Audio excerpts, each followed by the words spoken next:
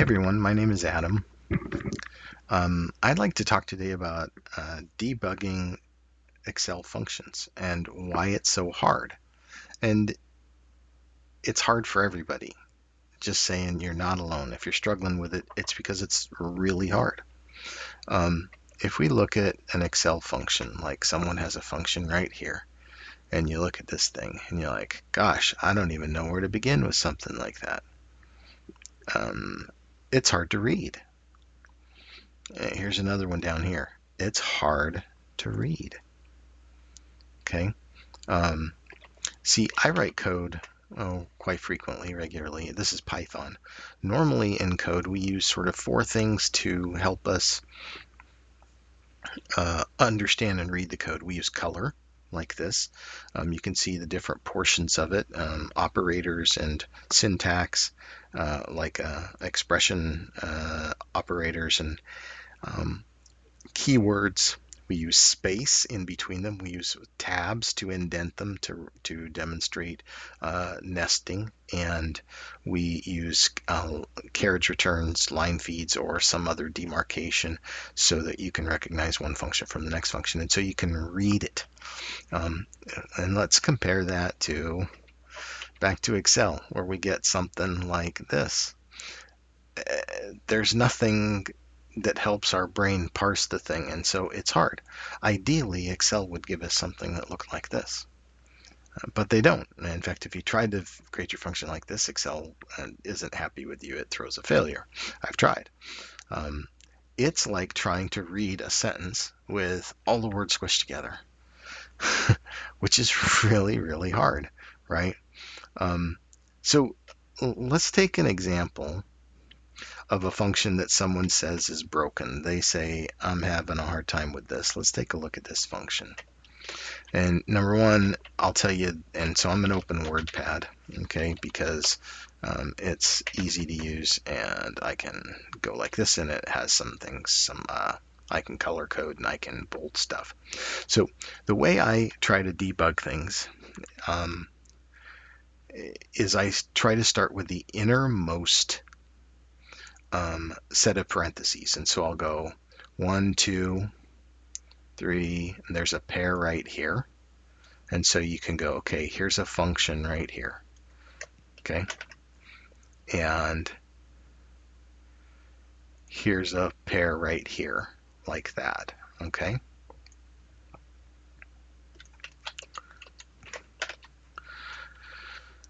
Now, this and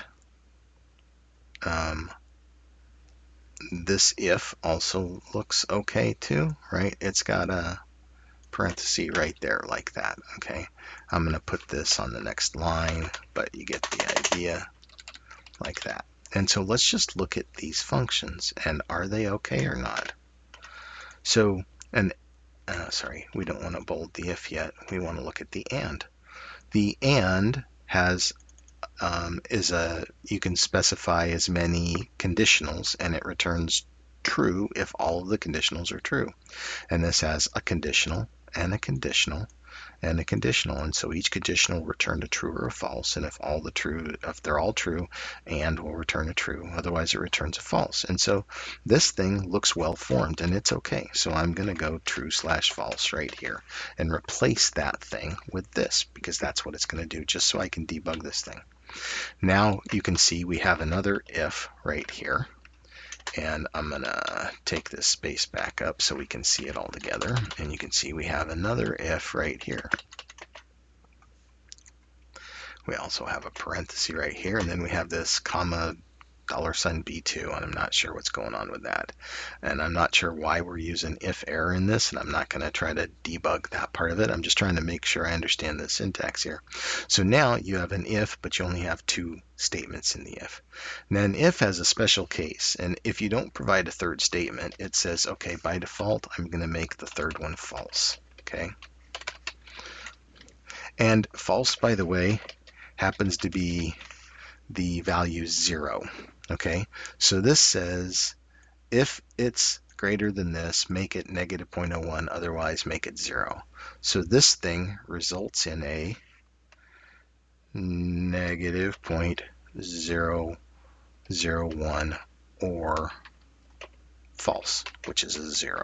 Okay, those are the two options that this thing will have. This thing here either returns the 0.005 or it returns 0.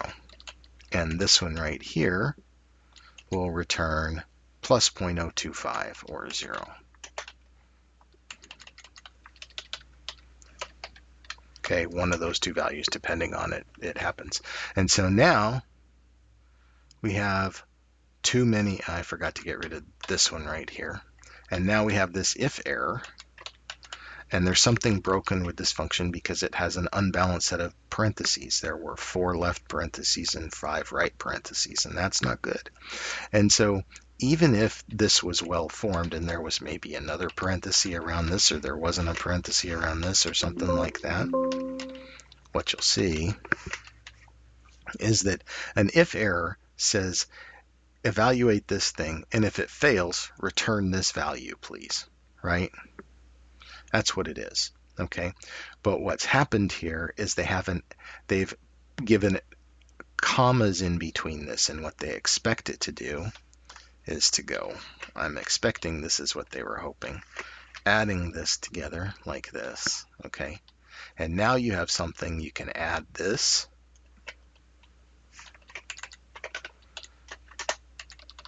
to the result of this, to the result of this.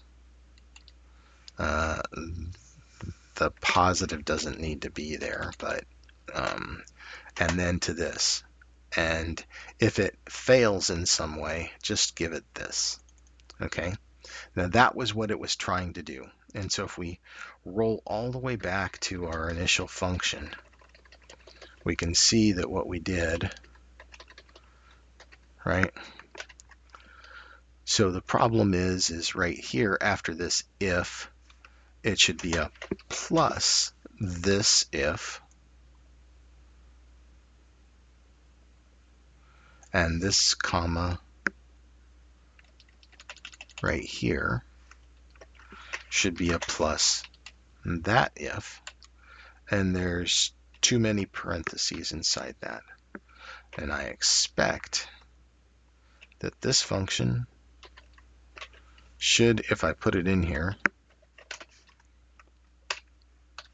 actually return something. Look at that. Okay, so there's a function and how I walked through fixing it. Again, you start at the innermost parentheses and work your way out. Understand what it returns. Make sure that it's a valid thing. Okay, and then start taking a look at the next function that it's nested inside and take a look at the next function. Okay, you can take each portion back one at a time and put it in a cell and evaluate it and make sure that it works. Okay, I hope this was useful.